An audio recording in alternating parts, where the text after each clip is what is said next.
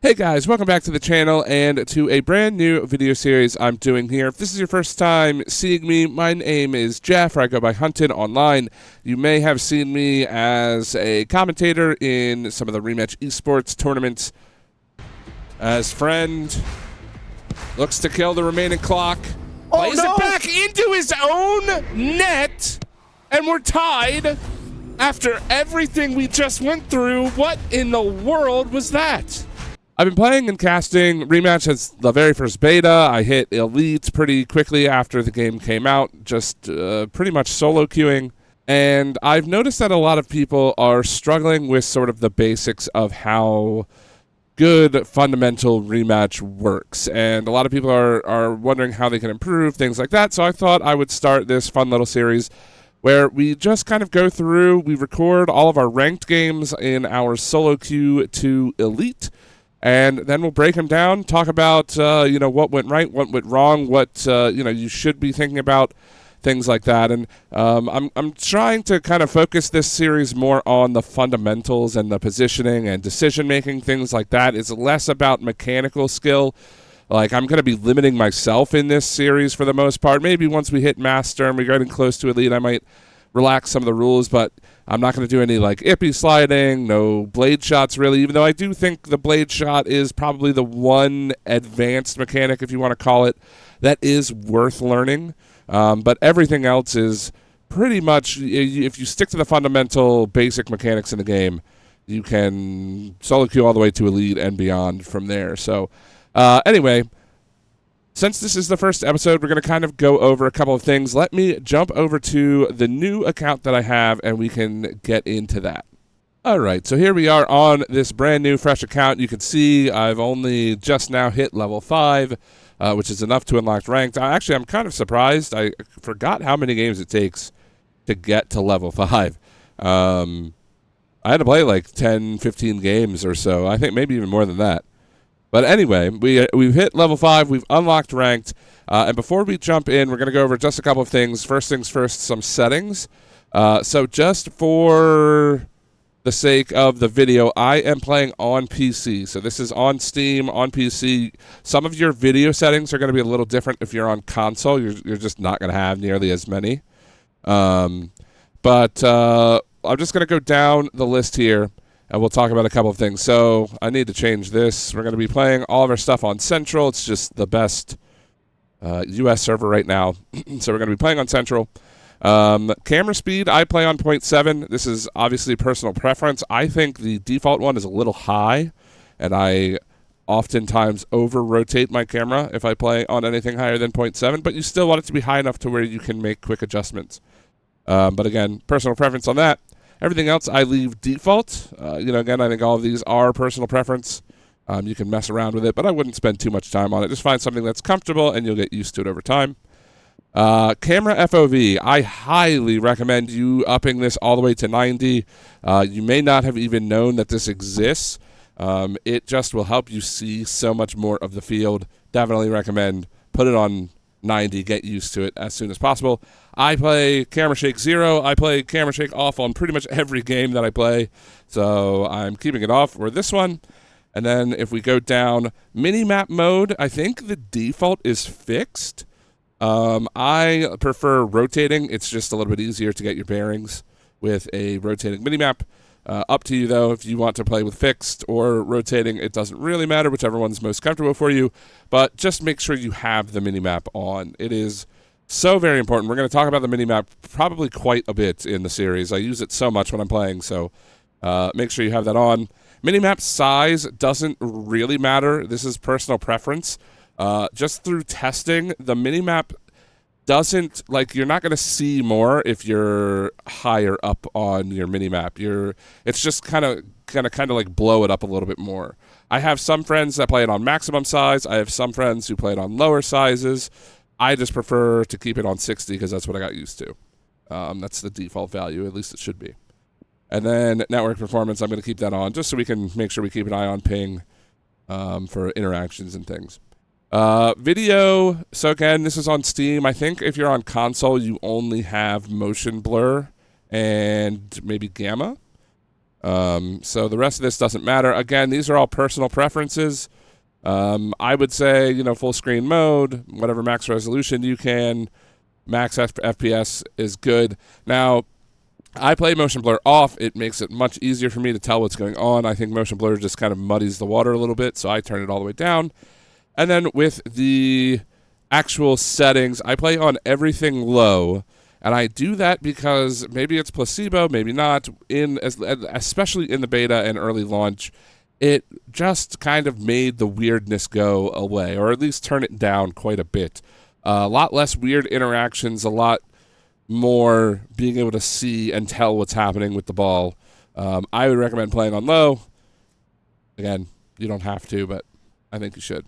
The rest of the stuff, up to you. I am going to intentionally never join voice chat, so I'm not going to be able to hear any teammates or anything like that. It's going to be purely a single-minded, fundamental approach to the game from there. So anyway, that is all. I just have default controls as well. I haven't changed anything. So, if you want to change some things, that's up to you. Just make sure that, you're getting used to it before you change things back to, or, you just don't change it up too much, or you're just never going to get that muscle memory, right? So, okay. Anyway, so now that the actual gameplay settings and controls are out of the way, let's jump into free play real quick, and we're going to go over some basic mechanics and things that we're going to focus on in the series. All right, so here we are in free play. Oh, I decided to go with the coach skin. I don't know. It just kind of seems fitting, I guess, for this series. But what I want you to focus on, there's 4 main mechanics in Rematch that we're going to be focusing on when we have the ball. Obviously, number 1 is going to be shoot. You can't really do much. Well, that's not entirely true. But shooting is by far your most versatile mechanic. So getting good at placing your shots, whether they're for passes or, light plays to get the ball away from you, or obviously shooting on net, right? The more that you practice with the shot mechanic, the better you're going to get at it, so make sure you do that. And then the next mechanic we're going to focus on, of course, is the pass button. So I'm assuming, unless you've never played Rematch before, you know that passing, there's technically 3 types of passing. We're going to really only focus on the 2 types. Number 1 is if you just hold square, or I guess it's X on Xbox, you get the ground pass, and then if you hit square and R1 at the same time, you do the chip pass. Now, if you didn't know this, and there might be some people who don't know this, if you hold R1, or actually you don't even need to hold R1, but it's easiest to see when you're doing it. So hold R1 or not, and then hit square and X on PlayStation, the left and bottom face buttons on your controller, and you'll do a really short lob. Now, if you've had trouble blade shotting, this is kind of the reason why. You have to learn how to flick it up to yourself like that. Don't worry about that if you're new to the game or you don't really want to learn these mechanics. We are very rarely, if ever, going to use the actual short pass. You may see me do it almost on accident, or like almost by reflex, but I'm going to try to not do it as much as possible, just so we don't overcomplicate things. And then the third mechanic is really just two mechanics kind of rolled up in one, which comes down to dribbling. So when you're dribbling the ball, you can obviously run with it. If you just hit the bottom face button, you'll push it. So it's like a push ball. We're going to use this a lot. This is our primary dribble move, and it's purely to buy space and give you distance away from incoming attackers, right? So you'll see us doing this a lot. This is also the basis of the Ippy slide. We're, again, not going to be really using these in this series, especially if it gets patched out. You know, we want to learn basic fundamentals. We don't need you can get to elite without any of those advanced mechanics, I promise. And then the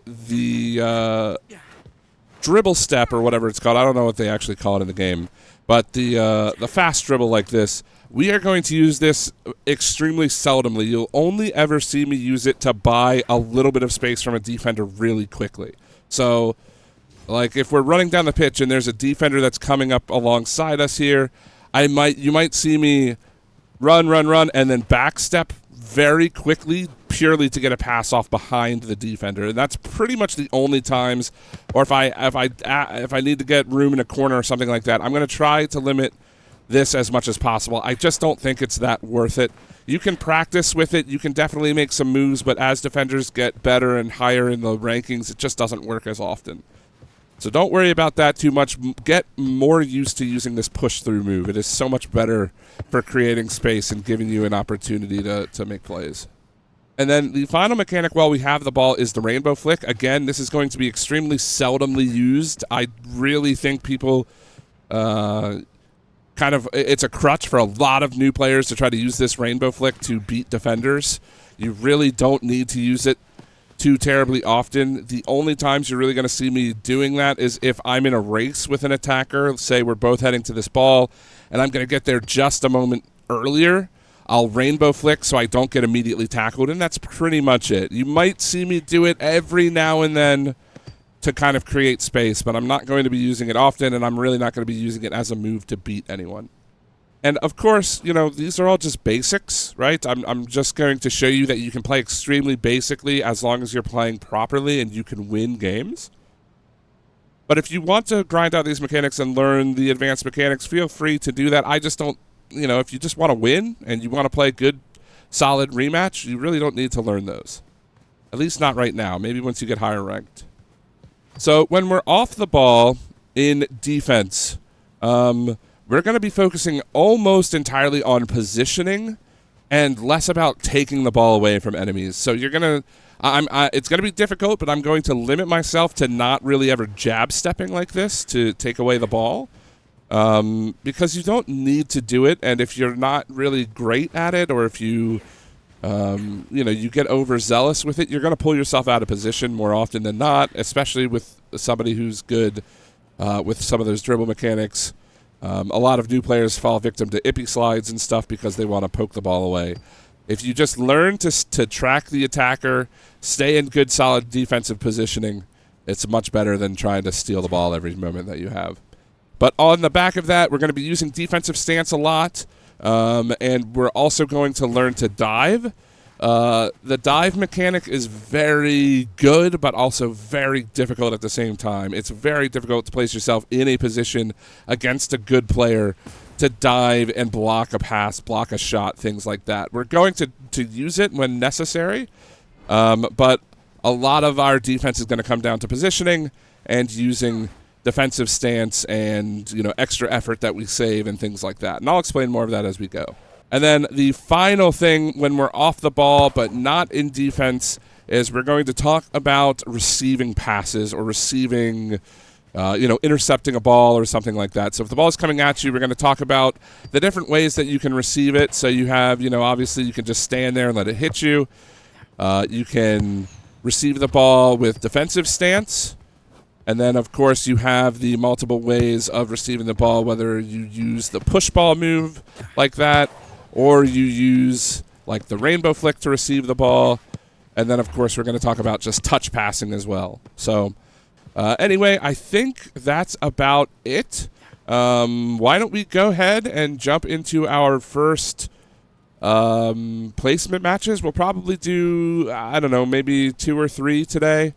I don't know how many I'd want to do per video. I guess we'll play that by ear as well. But let's do 3 placement matches. We'll go through them once I'm finished.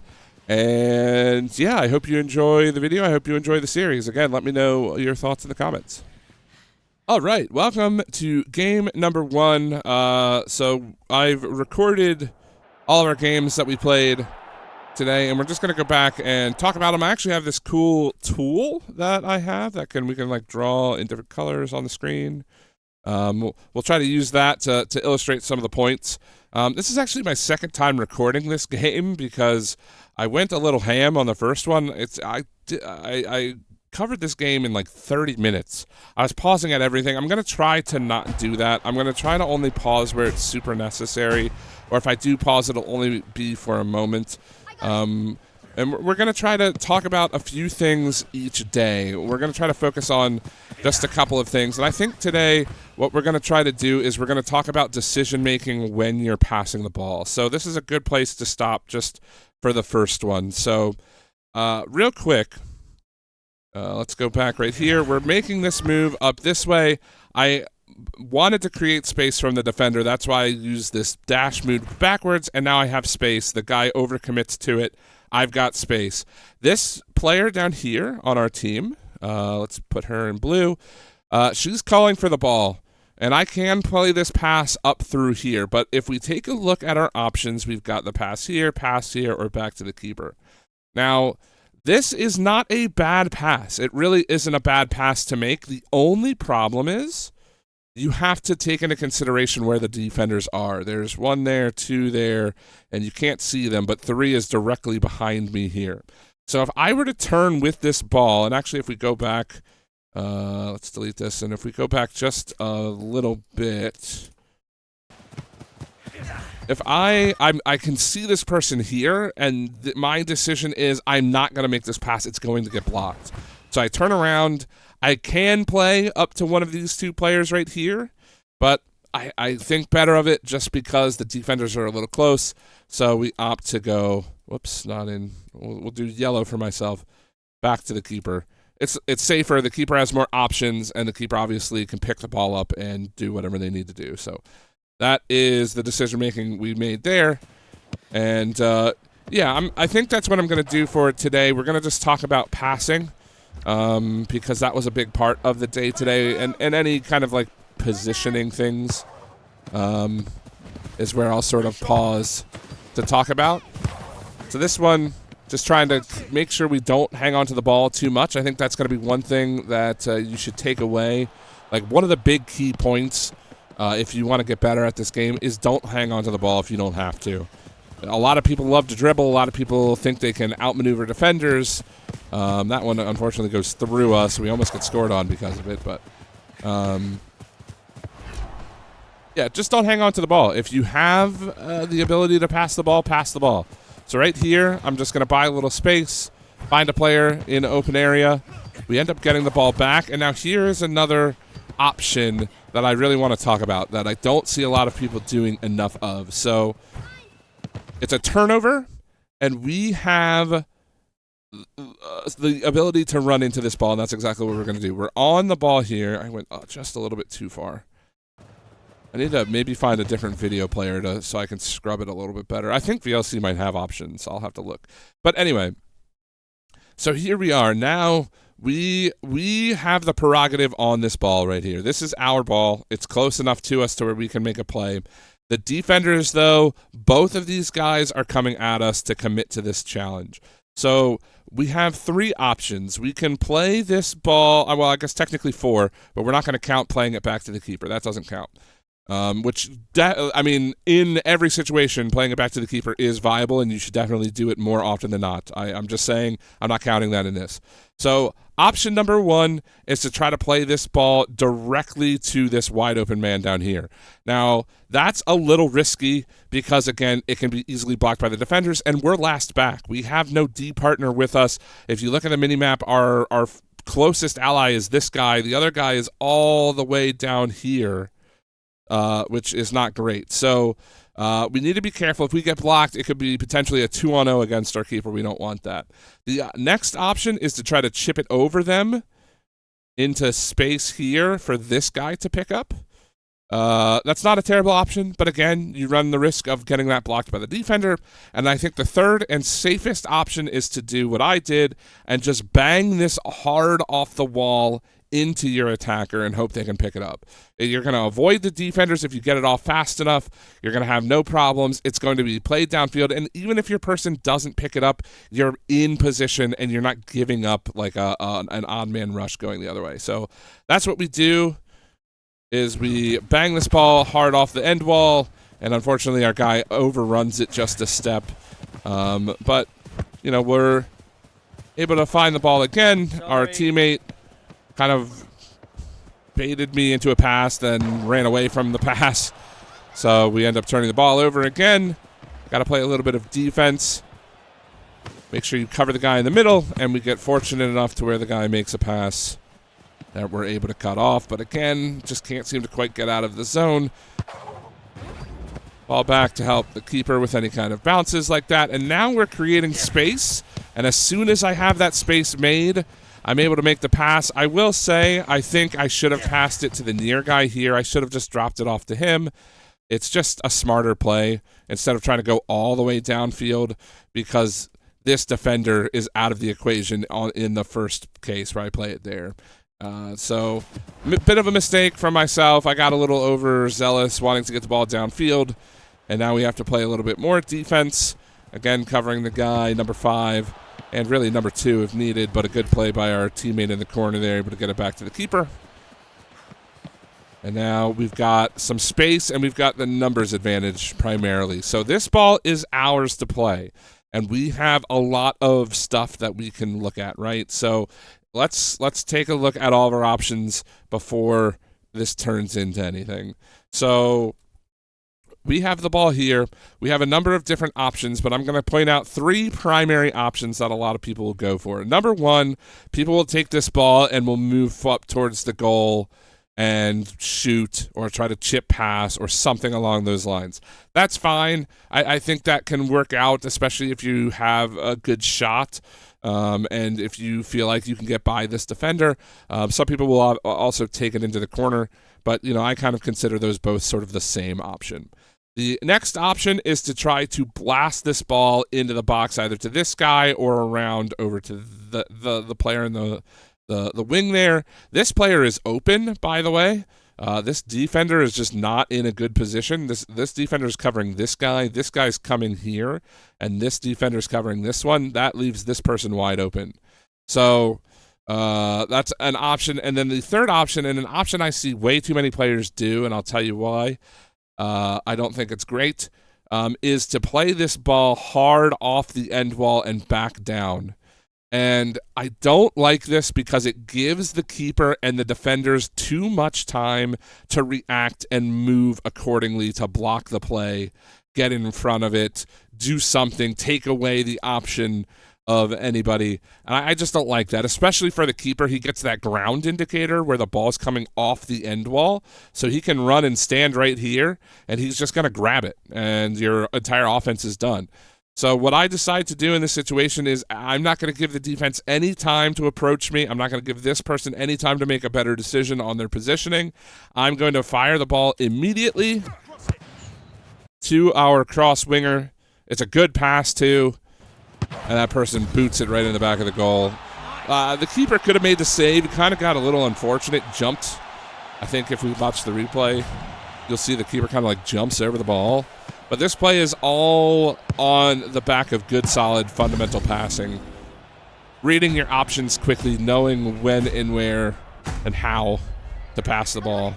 And we get our first assist of the series on the first goal of the series, so that's pretty cool.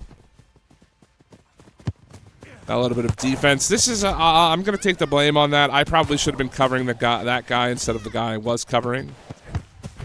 Here, another pretty easily read pass that our teammate was calling for it earlier. Had a lot of open space, and we actually get kind of lucky again with a second assist. Just another good shot from our striker teammate there. So props to Radia. Good couple of goals to kick things off. Just sneaks that in near post. Gotta love it. And now we're playing up with a 2-goal lead just before halftime. So now it's really time to sort of lock down defensively. We're going to move up on that ball, distribute it immediately. Like I said, do not hang on to the ball if you don't have to. And now we're going to join the attack. Our teammate takes a little too long for my liking, plays it off the back wall, and I'm fortunately able to make that play in front of the goal. I know we said we were going to talk about passing, but I do just want to make a quick note. This was something I struggled with so much when I started this game. Right here, when you're jumping for this header, I'm so close to the goal that if I full power this, like if I hold square in full power, and I play it straight. Ooh, that's a weird color. I play it straight. It's going to hit the crossbar every single time. You're going to ring the crossbar. The ball is going to fly straight up in the air or go hard out that way. it's never good. It's never good. So what I do is I decide to go sort of cross into the corner of the goal here, or you can tap X. Not X, sorry, square on the PlayStation controller. You can tap square, or I guess it's X on Xbox, and the ball will die before it gets to the goal line, and it'll go under the bar. So if you're this close, either tap it or try to aim it to where you're like at the farthest point, and that's what I do here. And fortunately, the keeper can't get to it. We get our first goal. We've gotten a goal and 2 assists on the first 3 goals of the series, so pretty good start. And once we see the replay again, we're just in good position, able to make that play. Again, I think our teammate took a little too long to make the play. I would have preferred him to be a little bit faster, but ultimately, it worked out. Can't complain too much. And now, this is something I didn't even think about when we were going over the mechanics, but keeper is such an important position just in the game period, but as a solo queue player, you have to learn how to play keeper. You at the very least, need to be serviceable. You have to be serviceable as keeper if you want to do anything in solo queue. There are just going to be times where you have to play keeper. And I think we're going to do an entire episode on playing keeper. Like, I might just play keeper the entire episode one time, talk about the different strategies, talk about the different things that I do, because, there's a whole ton of stuff we can talk about. Let me know if you want to see that, or let me know if what you want me to cover in the comments. I'll try to point out a couple of things. I think number 1 is cutting down angle. So you're going to see right here, I'm going to try to step up into the shooter. I'm not sitting on the goal line, right? I'm much closer to the person, so I can react to plays like that. I can cut down the shooting lane, so it's harder for the person to get the ball past me. They have less, sort of room to shoot. Thanks, mate. And we have a one-on-one. Fortunately, the guy kind of just leaves the ball, and we're able to sprint into it. Don't be afraid to come out of the goal if you have to play it through. I meant to say thank you to that guy, and I said good job as soon as our teammate lost it on the sidewall. Felt a little bad about that. I didn't mean to say good job to our teammate. But either way, we're still winning by 3. We have just over a minute to go. And this is what I'm talking about off the back wall. It's just too easy to read as the keeper. You get that indicator on the ground. I was able to run out to it, make the play, find a good stop, easy stop. And our team almost mercy rolls there. That's a good save by their keep. But yeah, pretty good first game, all things told. We even get a little bit of time in net. Their team really just couldn't get it together offensively, even on their attacks where they were coming in with odd man situations. It was either a block by the defense or just not the greatest play offensively, and we were able to turn that into a pretty decisive win. And this is something I love to do as a keeper, is to roam. Don't be afraid to play sweeper keeper, right? You get that extra stamina and extra speed for a reason. Don't be afraid to do it. Obviously, you got to be smart with it. You don't want to concede goals because you're just running at everything. But be smart about it. It helps your team. It keeps them on the offensive side of the ball. And there we go. That's game number 1 in the books. We take down the MVP of the game as well. And yeah, let's go ahead and move on to game 2. All right, here we are in game number 2. I think, again, we're going to focus on the passing and just general positioning stuff. I'm going to try not to pause it too often. If I can explain things as we watch, I will try my best to do that. It's just, Rematch is a very fast-paced game, and I feel like there are so many little things that I do, or so many little decisions that get made, or whatever, that I really like to pause it and explain everything, but I don't want the video to be 2 hours long, and we're only watching 3 games of Rematch, so Right here, this is just, I think this is worth pointing out. This is a decision that I'm making purely based off of what my stamina is, what the defensive positioning is of the defense, and what I'm trying to accomplish, right? So I'm getting to the ball. I have pretty low stamina. I know there's a defender behind me. I kind of glance down at the mini-map once and take a look, and he's pretty far off, so I have some room. But this guy here is the most important person for me to worry about. So I'm going to get to the ball, and I'm going to make the conscious decision to go backwards with it, but I don't want to go too far back to play it into the defender behind me, and I want to get rid of the ball quickly here. I don't want to hold on to it because I don't know what everything looks like across the field. I haven't had a chance to really scan it yet until this moment right here. So I'm going to do the move to give me just enough space from this defender to allow me to do anything I want. And now I have a decision I can make. It is quite literally showing themselves I can either do this or I can do this. And you might initially think that this guy is the best pass because he's in good position to shoot. I disagree. I think this pass here is risky because not only you have to aim it well, you have to aim it very well. You have to put it essentially here that's close enough to him while being far enough from this guy. And you can't bump it. You can't this guy. I mean, this guy isn't just gonna stop right here. He's gonna move down here and try to block your lane this way. And if you hit that into him, it's a block and potentially could go back this way. And then you're kind of in a chase with no stamina. So I decide to do the responsible thing and just play it to the wide open guy at midfield. It's not the greatest. It's not the most, awe-inspiring pass of all time, but it maintains possession for our team, and it gives us room to work with. And unfortunately, I kind of debate him a little bit by looking like I'm going to continue my run, but I thought better of it because I didn't have any stamina.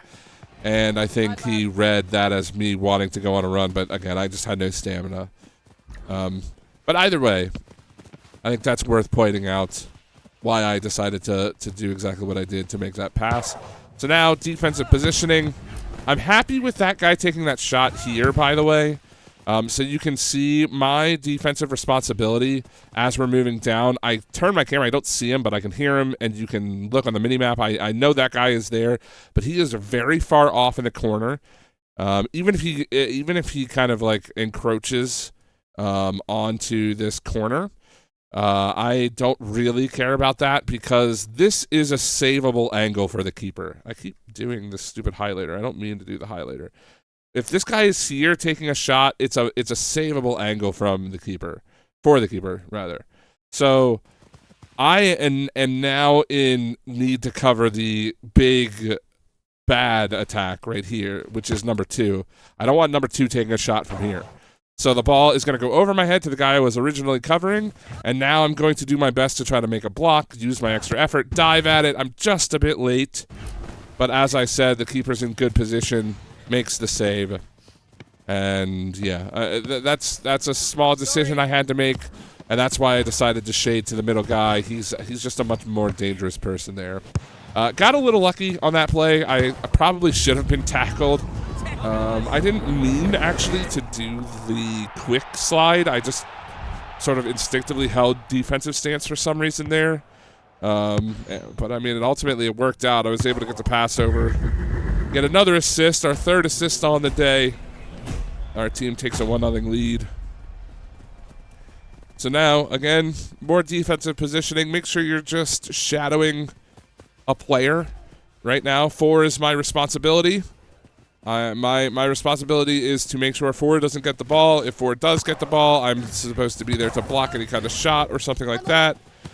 I decided to shade over a little bit there. I didn't think 1 would actually collect the pass, so I wanted to be there to collect it myself, but 1 did get the pass, so I was in a position to try to block. Didn't quite work. And here, just try to smother the attacker. So this is one thing that we're going to talk about a lot. I said that I'm going to try not to use the defensive stab move, and I didn't use it here. all I'm doing is smothering the attacker holding defensive stance. If he tries to go through me, I'm going to get the block like this. If he tries to pass through me, I'm going to get the block. It's very difficult for the attacker to get around you when you're just in their face holding defensive stance. Sometimes it's going to happen. They're going to rainbow flick. They're going to do something that you're not expecting, an ippy slide or something like that you're going to have to react to. But this is just so much better in my opinion, especially for somebody who does not have a ton of experience playing defense, or you just want to get better at the game. Stop stab stepping into people. That is the way you get beat 98% of the time. So I'm not going to do it. The guy might think I'm going to do it. That's why he tries to move the ball immediately. But I get an easy block. And now, because I saved my extra effort, I catch up to the ball quickly. Now the ball is in my possession, and we can turn it to go upfield here. And our teammate does some pretty cool dribbling moves, gets by all of the defense. Everybody's slide tackling, and they score on their own. So unfortunately, our 100% goal participation comes to an end with that one, but at least our team up by 2 now. That's just a nice little play from our attacker there. And again, I mean, the defense, if this was a replay file, I would love to watch them, but it wasn't. And, I mean, it's not a replay file. It's just me screen recording, so Sorry. hopefully one day we get replays, and then we can go super in depth on this kind of stuff. Now here, I'm gonna just go back just a little bit. So you might be wondering why I'm taking this sharp of an angle at this guy, right? So this, give me my cursor. So this guy, his primary goal is to play the ball this way with the secondary objective to get the ball across the box to his teammate, or potentially take a shot on goal, right? That is his main objective. So what I want to do is I want to take away his ability to make that pass easily. So I'm gonna what I could have done in this situation, if I wanted to, this is me, I could have kind of swung down this way and came at him here to where I'm defending the shot. So if the guy, you know, if he moves up this way and he's looking to take a shot here, I'm in that lane right here. That I don't like. It's, again, for kind of the similar reason, that's the keeper's responsibility. If the keeper's in good position, a sharp angle shot like that is just not going to work. The keeper doesn't have to do much to make the save. Whereas if it was like head on, okay, yeah, I might try to block the shot, or I definitely would try to block the shot. But if it's a sharp angle like this, I'm more concerned about the pass. The cross is a much more debilitating thing for the keeper to try to stop.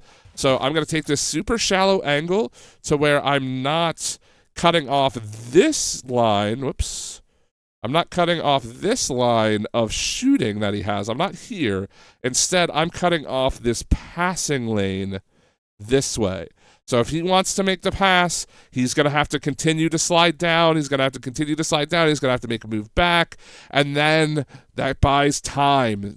All we're doing defensively right now is buying time for teammates to get in position to make good plays and to potentially steal the ball away from this guy. So we're buying time, we're cutting off options, and we're giving our keeper the best chance to make the save. So this is what happens. I keep shadowing him, cutting off that angle. He plays it down. I see that he's going.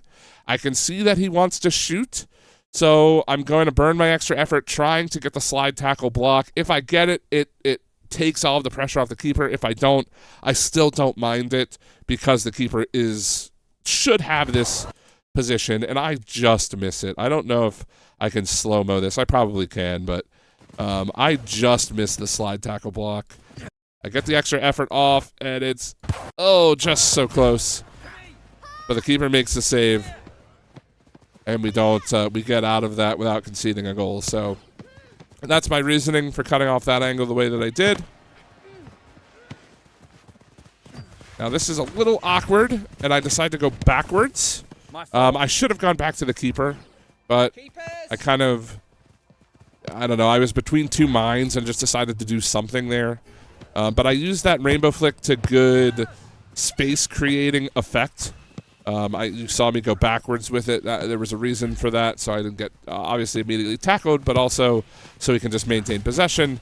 Here, that's just an easy cut of the pass. I got a little unfortunate and didn't get the didn't keep the ball, and that's another So again with the rainbow flicks, this is another good chance to do one. I don't want to get immediately tackled, and I know that I'm in position to steal the ball away from this guy if I can get the prio on it, and that's what I'm trying to do with the rainbow. But I don't want to be challenged. If I, like, collect... Ooh, what happened? If I collect the ball right here, if I collect it, he can step tackle me, he could slide tackle me, and I just lose the ball instantly.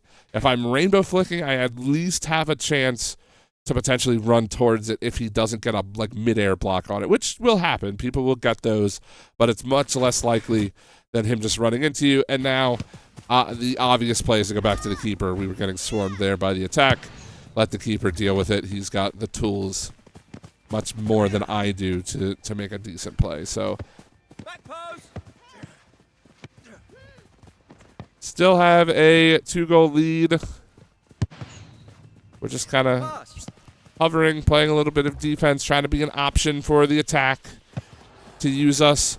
I'm taking a look at my mini-map every probably 2 seconds or so, making sure I know where the guy is. I'm on it. Make sure I run with him so he doesn't get any kind of free and clear runs. As soon as the enemy team gets clear possession, I'm going to put myself in a position to cut off passes like this. And I try to go backside on that guy there. I try to go around the defender behind the defense, but it just didn't quite work. I don't think the guy was able to quite lock onto it. Unfortunate there, but either way, turns into another scoring chance. Almost made it work. Once again, I'm able to cut that pass off because I'm in good position, right? As soon as this ball is turned over, as soon as I see him grab it, okay, what is my responsibility? I'm at the midfield line. I'm the last back. This guy here is the farthest forward, and he is going to continue this run.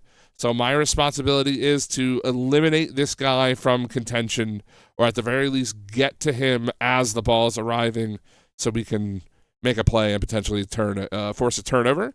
That's exactly what I do. I don't even look at the keeper. I am completely focused on this guy. I know the keeper is going to do something, and if I get lucky enough that he opts to play it to this guy regardless, I'm in good enough position.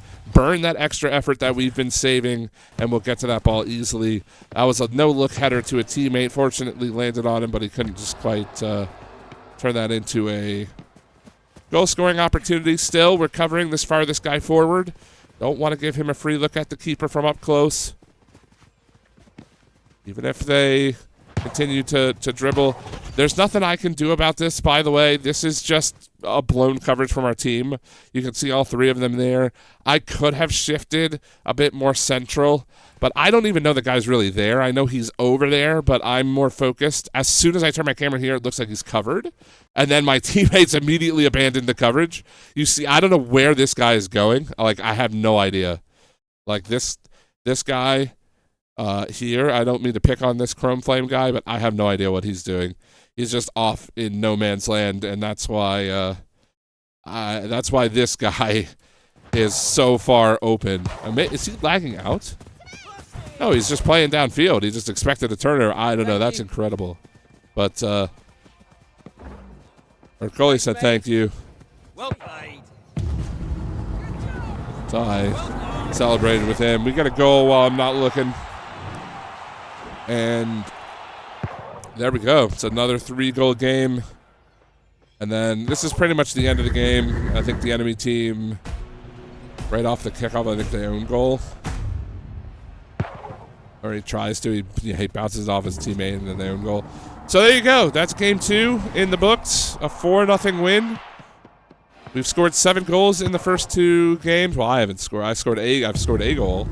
But our team has scored 7 goals to none in the first 2 placement matches. Let's move on to game 3.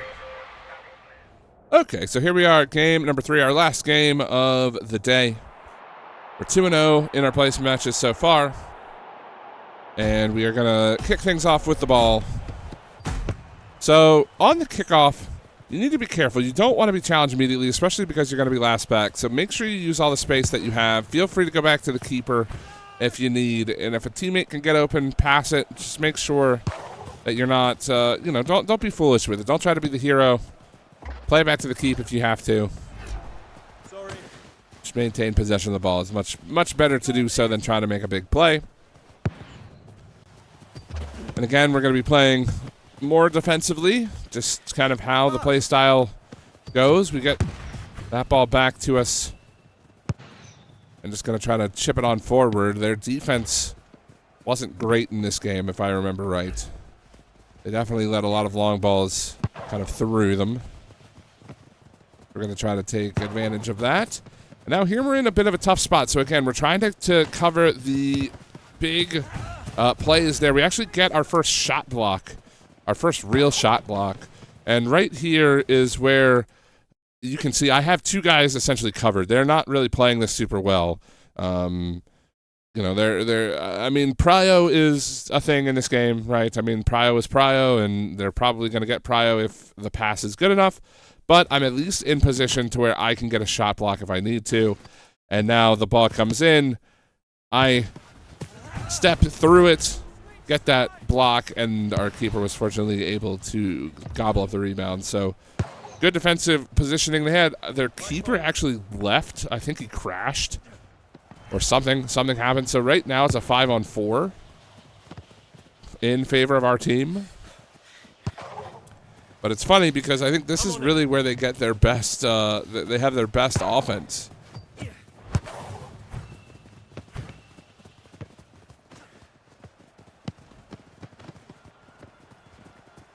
And you can see, again, we're just kind of shadowing this guy. Now we're going to step up for a shot block. I just miss it. And the reason why I'm doing this is because I have this guy defended, right? This is my responsibility. This guy right here. I don't know why it keeps giving me that. This guy is my responsibility.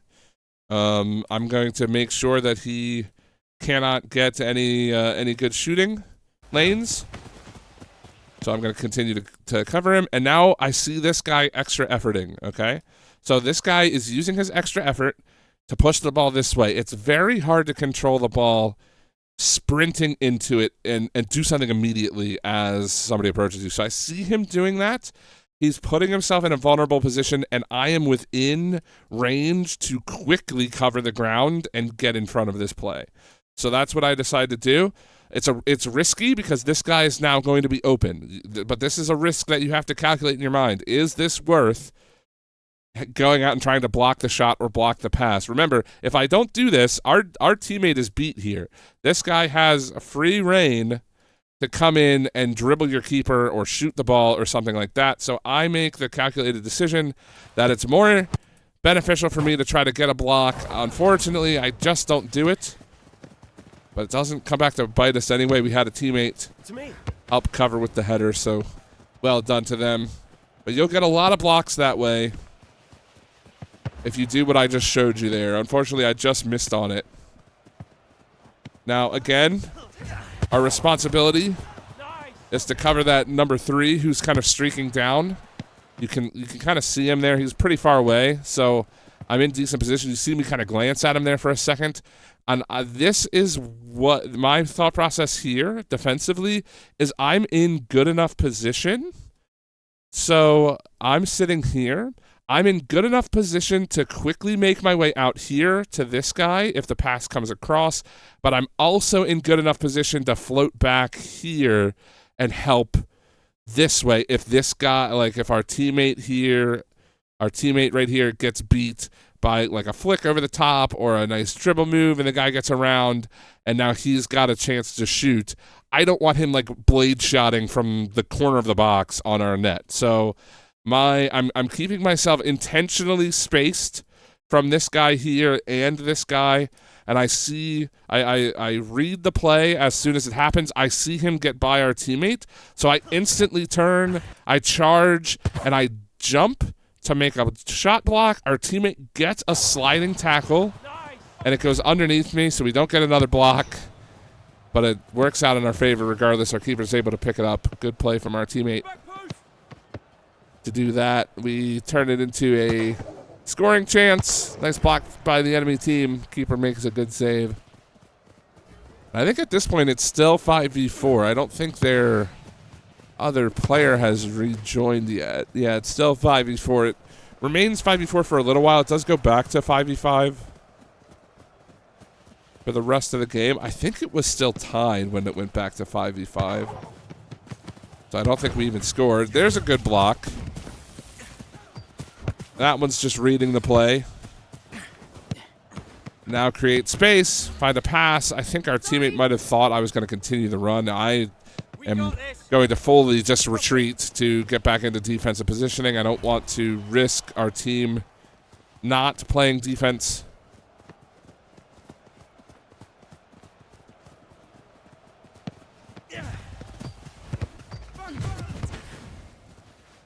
And then here, I guess we can talk about that just real quick. Oh, let's go. So, hold on, let's go just a little bit back. So I'm reading this play. This is a bit risky because I can be beat here by the attacker. I have support, though. This is the big key.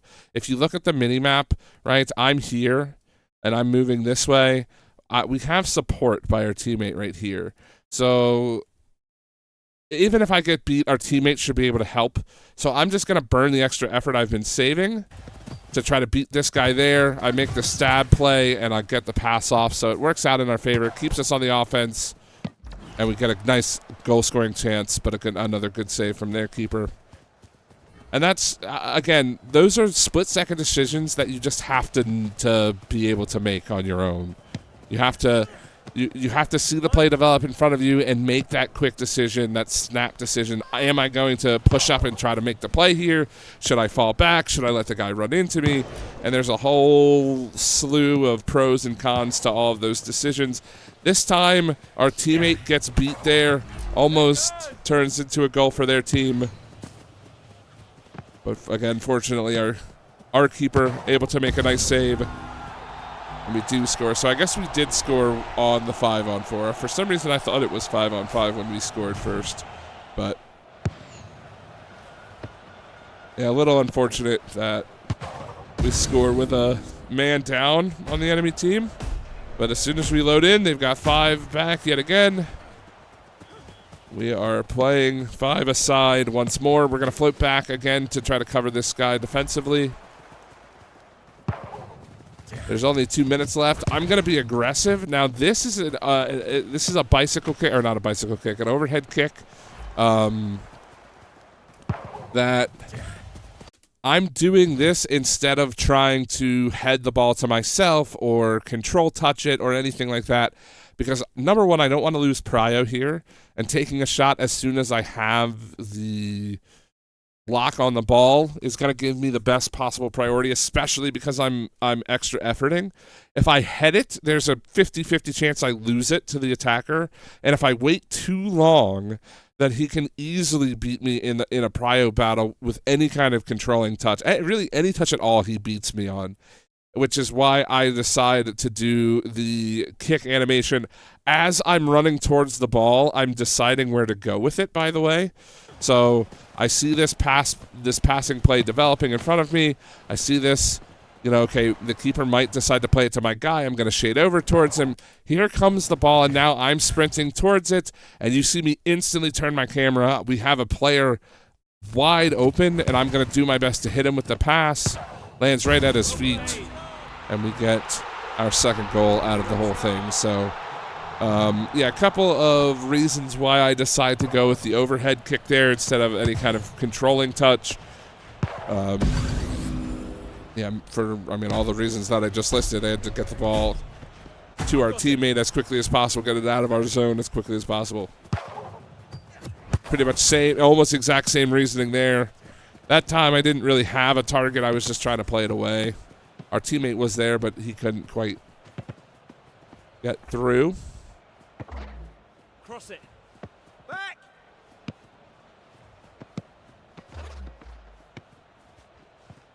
Not much to write home about there. Just waiting for things to develop. All right, we're going to fall back again. We're going to cover this guy, and now he misses the ball in the corner. This actually is really unfortunate. So if you look, He misses the ball in the corner. Let me back up just a step. Misses the ball. I get to it first. I want to play it back to our keeper. So you can see me wanting to chip it and, like, chip it off the wall so it doesn't, like, go over his head or something. And I guess I released the stick a little too early, and it went back the complete opposite way of where I was meaning. So I have to hustle and make a play to get out of that bind, and it ultimately goes back to the keeper. So we got what we wanted. It was a little awkward to get there. But again, we're going to continue to play good defensive positioning. We're going to get rewarded with our team scoring their third goal of the game. And it looks like we're set and ready to go 3-0 in our first 3 placement games. And it all comes down to, say what you want. I don't know what you guys think in the comments, and I'm curious to see what everybody has to say. But, I know that we're not scoring goals. We have assists. We've been getting assists. But I feel like we are absolutely making a difference on our side of the pitch. And if you can get the ball out of your zone, if you can cut passing plays down, if you can force the enemy team to turn the ball over, you're doing so much for your team, and you might not get recognized for it on the scoreboard, but it's so much better. That time I get a little lucky that this doesn't turn into a goal. I was trying to find the back wall read. I didn't read it quite well. You could see me kind of hovering towards him instead of towards my guy because I'm in decent position to block either shot here. I thought I was going to have a little bit more time. I wasn't expecting him to shoot it immediately, so I kind of get caught in transition a bit there. It comes off the back wall. I see this guy's getting ready to overhead kick it, so I want to block. I run a bit too far and jump, and this is where I'm saying that jumping is very good. If I was in good enough position diving like this, I could block this shot, but I wasn't, and I missed. And we're fortunate that didn't go in. You can hear it ring the crossbar. It goes straight up. Good job. And then our keeper snags it. So lucky that ball doesn't go in. My bad. But that's why I was in the position I was defensively.